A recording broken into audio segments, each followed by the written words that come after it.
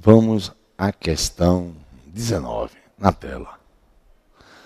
Por ser opcional o emprego do sinal indicativo de crase, no termo regido por frente, linha 10, sua inserção preservaria a correção gramatical do texto. Eu pergunto, colocar um acento grave após frente preservaria a correção do texto?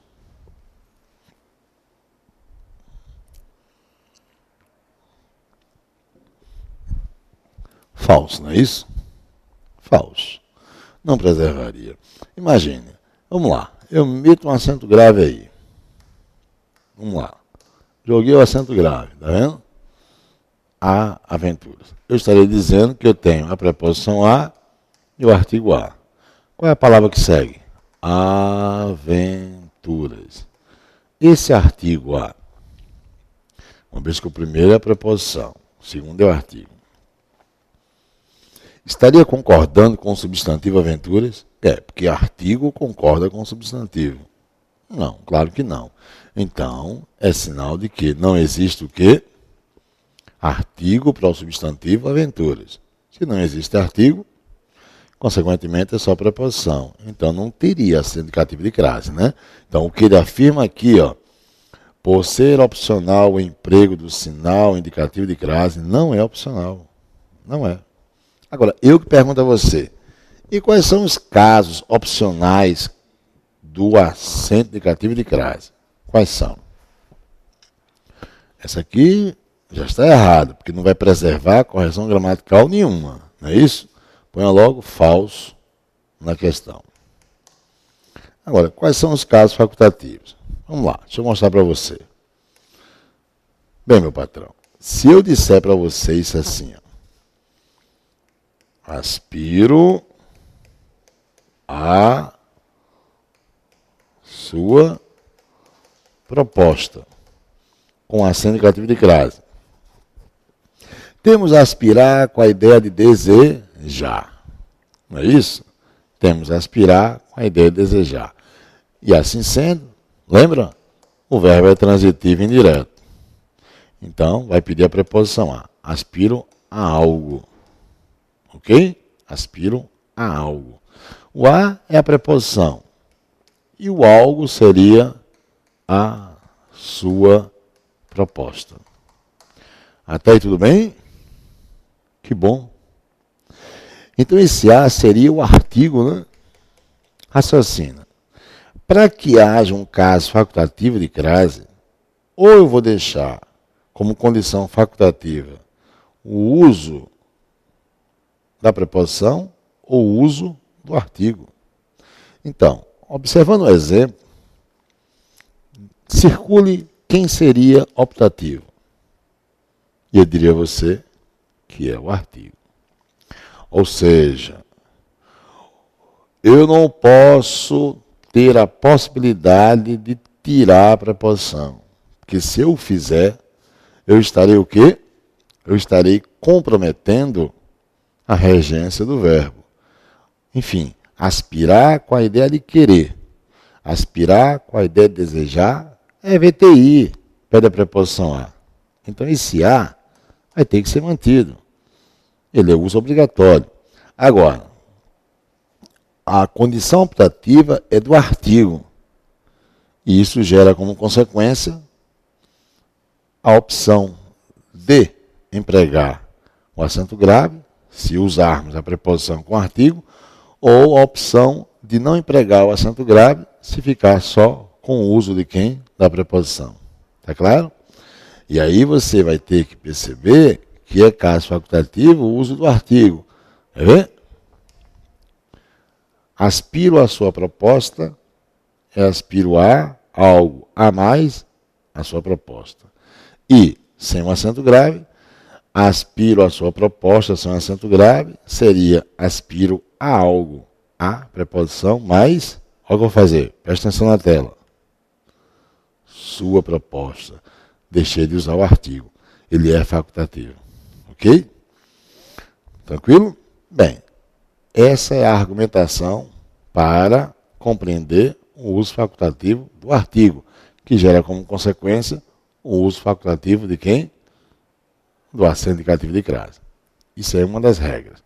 As demais, vamos deixar durante o curso, ok? Aqui, por exemplo, eu não teria um caso facultativo, porque é comum se dizer que é facultativo antes de pronome possessivo feminino, no singular, após a palavra até, ok? Irei até a esquina, por exemplo, ou irei até a praça, é um caso facultativo. Por quê? Porque você vai até algum lugar ou você vai até algum lugar. E antes de nome de pessoa conhecida publicamente, não conhecida publicamente.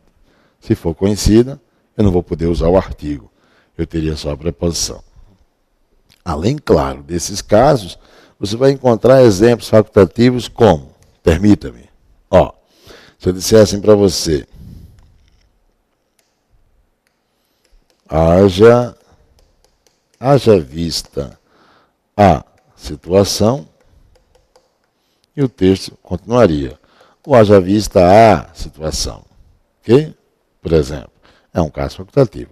Veremos que após haja vista, eu tenho a opção de usar ou não usar a preposição. O haja vista algo, ou haja vista a algo. Um outro caso facultativo, só para exemplificar que existem inúmeros e que teremos isso, claro, durante o curso. Mas se eu disser para você, verbo chamar com a ideia de cognominar, ele admite um caso facultativo de crase. Por que ele admite? Vou te mostrar para você. Vamos supor, chamei a atitude de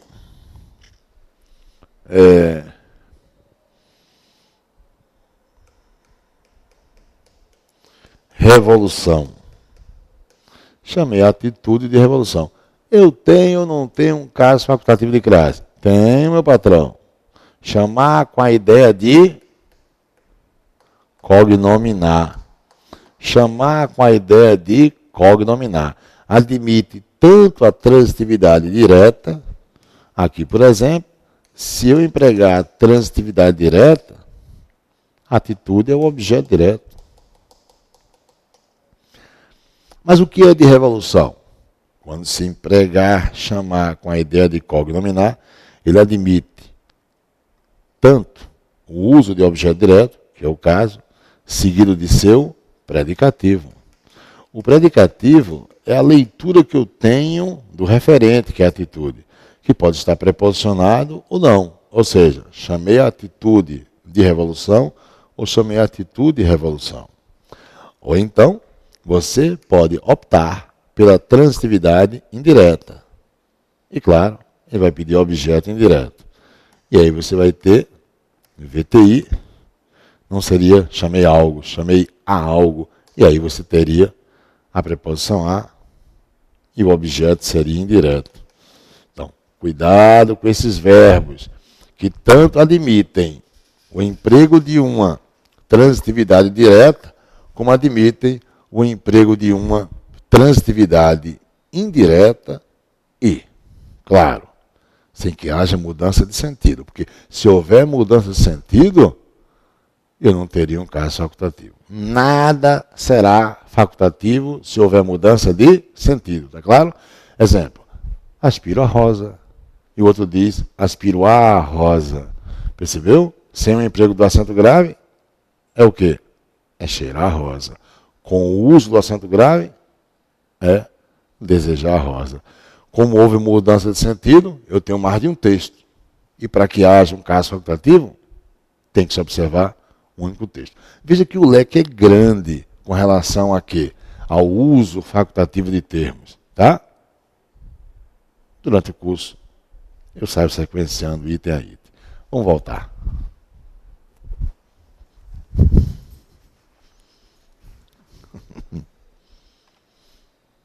Bota falso nesse então. Vamos à questão número 20. A argumentação do texto leva a inferir que aquilo que se encontrará na seção de história da biblioteca mais próxima serão razões políticas a favor do desarmamento da população. Ó, são razões políticas a favor do desarmamento da população. Deixa eu ver. Vamos retomar. O que importa para os proponentes... desculpe. Eu prefiro antes fazer o seguinte. Ele pede para que observe no final do texto se uma ideia é o que eu posso inferir. Mas antes, eu pergunto a você. Você sabe diferenciar o que é inferir e o que é depreender de um texto? Bem, isso teremos que estudar também. Veja só, existem teorias sobre texto que nos ajudarão a compreender perguntas como: qual a intenção do autor no texto? Por exemplo. Ou um enunciado sobre um texto que diz apenas isso. Para o autor, por que só isso para o autor? O que é que eu devo enxergar? Ou qual a ideia central do texto? Ou qual a ideia secundária do texto? Ou podemos inferir do texto, às vezes eu encontro, podemos depreender. Qual a diferença entre inferir e depreender?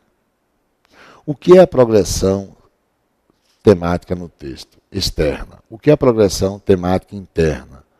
O que é a progressão interna? O que é a articulação macro no texto? Será que tudo isso ajudará você a ver o texto de maneira técnica, de maneira científica, e passe a ter uma visão teórica do que é interpretação de texto? Eu asseguro a você que sim, meu patrão. E a você também, amiga online. Eu asseguro que sim. Então, tanto a você, amiga online, quanto a você, amigo online, durante o curso, eu irei também incluir teorias sobre interpretação de texto. Aqui, eu vou antecipar para você dizendo assim: inferir nos leva para a conclusão. Depreender também nos leva para a conclusão. Esse é o ponto comum que há entre inferir e depreender. Agora, o que diferencia é assim: inferir é o que eu tiro do texto, alicerçado na subjetividade. E depreender é o que eu posso tirar do texto, claro, alicerçado, apoiado na objetividade. Deixa eu dar um exemplo prático para fazermos a questão da prova. Vamos supor que eu seja médico. E eu peço para você fazer exames. Exame de sangue e demais exames. Né? Exames corriqueiros. Enfim, quando eu estiver com o resultado desses exames, eu começar a avaliar as taxas do paciente. Veja que as taxas que o exame traz para mim é fato. Cada uma é pura objetividade. Então, quando eu faço a análise objetiva, eu vou poder depreender, caso você esteja com cada taxa regularizada, estável, eu vou dizer que você goza de saúde. Quer dizer, depreender contextualiza algo alicerçado na objetividade. Tudo bem. E inferir? Inferir já é coerentemente com o que eu depreendi, mas já é uma leitura pessoal, subjetiva. E eu vou dizer que você é um espartano, é um castelo. Olha, eu disse agora há pouco, depreendi que você goza de saúde. Então eu vou dizer que você é o quê? É um castelo, que você é um espartano. Isso é o que eu vou inferir. Bem, se inferir está coerente com o quê? Com objetividade, mas a linguagem que sai é o quê? É subjetiva? Vamos ver se eu tenho um contexto alicerçado em subjetividade para gerar inferência. Vamos lá. O que importa para os proponentes do desarmamento da população é o sentimento de estar fazendo algo para acabar com a violência, mesmo que o tal algo seja absolutamente inócuo. Desarmar a população não pode trazer dois resultados. Aliás, desculpe, só pode trazer dois resultados. O mais imediato é a continuação e até o recrudescimento da violência. Já que os bandidos vão contar com a certeza de que ninguém terá como reagir.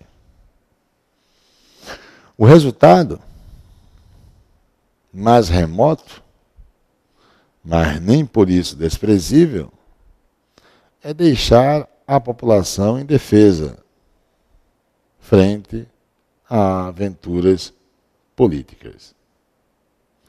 Quem duvida, procure a seção de história da biblioteca mais próxima. Ele diz: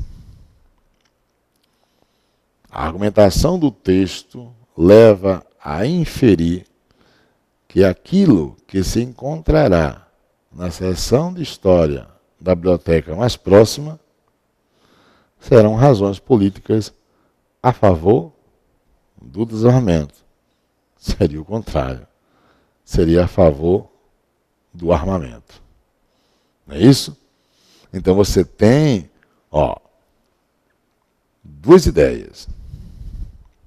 A primeira seria o quê? Ele diz no segundo parágrafo do texto que desarmar a população só pode trazer dois resultados.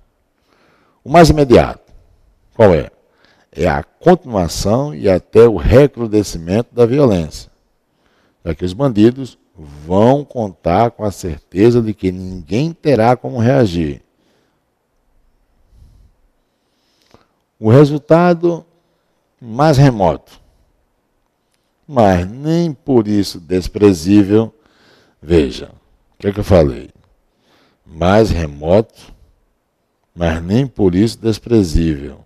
Gente, isso aqui já contextualiza o quê? Presença do autor no texto.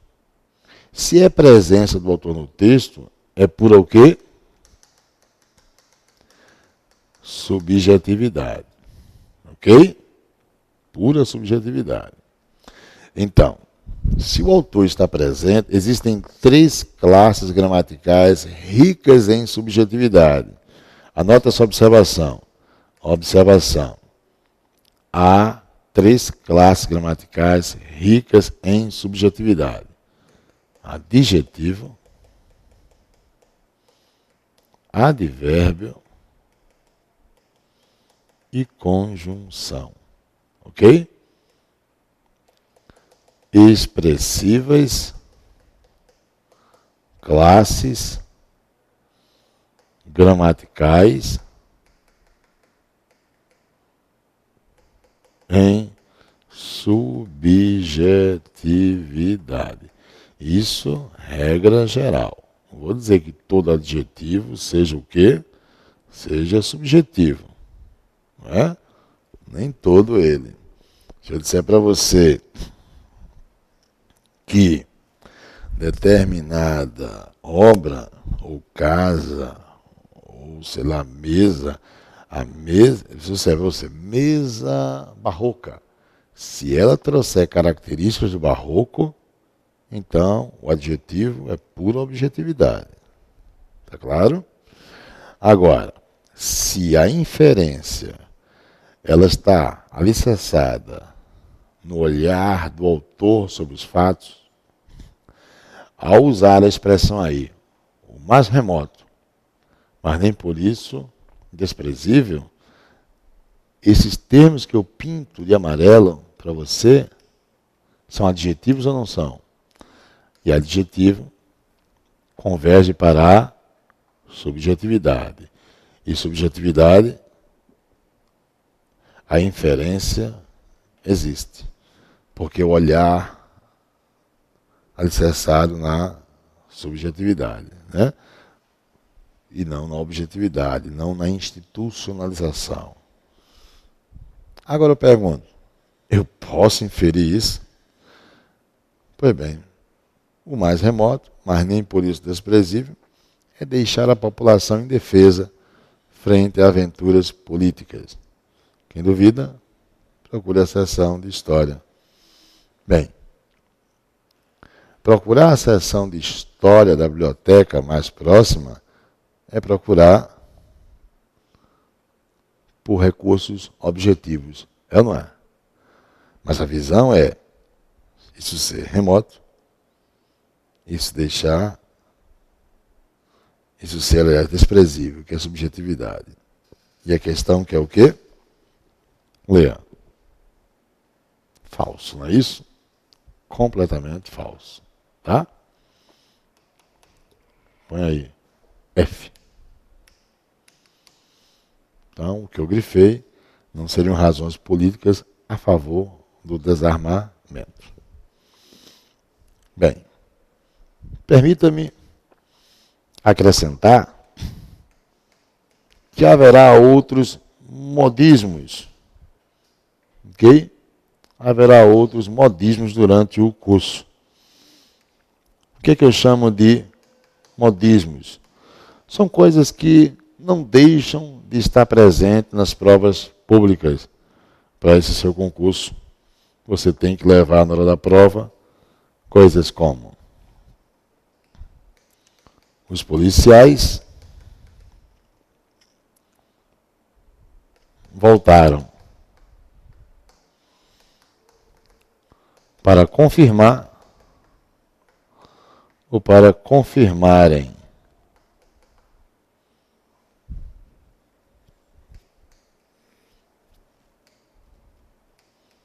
as provas. Veja que existe o infinitivo confirmar, que não se flexionou, é o infinitivo impessoal. E existe na tela o infinitivo que se flexionou, ou seja, confirmarem, que é o infinitivo pessoal. É comum a prova pública exigir do candidato a percepção de que, se o infinitivo mantiver relação com o substantivo, os policiais, faltou um i aí, né, meu patrão? Os policiais. Bem, se o infinitivo mantiver relação com o substantivo, ou você não flexiona, que é o numerador, e com isso você dá destaque à ação, ok? Você dá destaque à ação. Então, ao dizer confirmar, correto. E com isso, destaca-se a ação. Ou você usa confirmarem, correto. Mas agora, destaca-se quem? Destaca-se o agente da ação. Ambas corretas. Repetindo, infinitivo, no contexto, mantendo relação com o substantivo, no caso, policiais, ou você flexiona para dar destaque ao agente da ação, ou você não flexiona e com isso vai dar destaque à própria ação. Um outro modismo nas provas que você terá que se ater é esse aqui.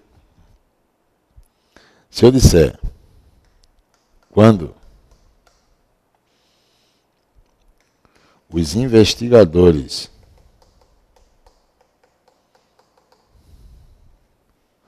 chegaram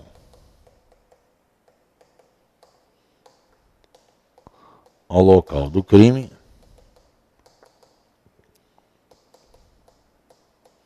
houve tumulto. Há alguma impropriedade no que eu acabei de escrever quanto à pontuação? Esse é o modismo na prova. Ou seja, essa oração que eu estou grifando é a oração que veremos em período subordinada adverbial. No caso, quando os investigadores chegaram ao local do crime, oração subordinada adverbial temporal.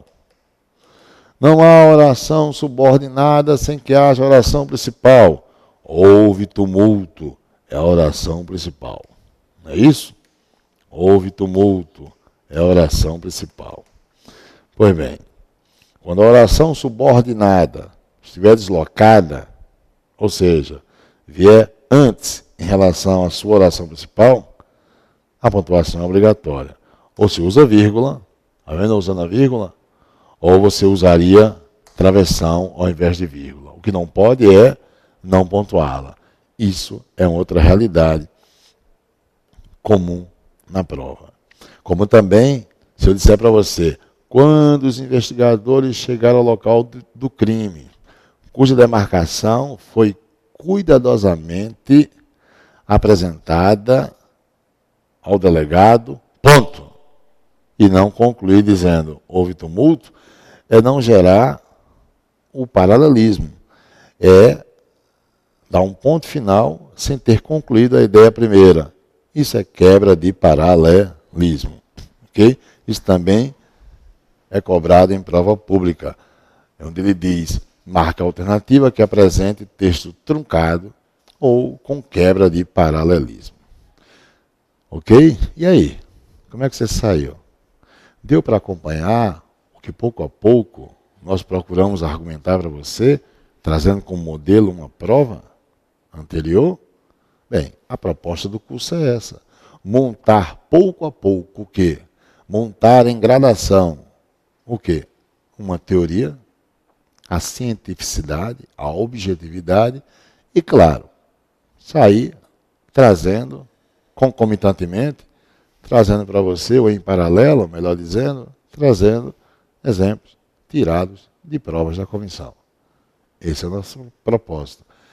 É assim que nós iremos dar um conforto a você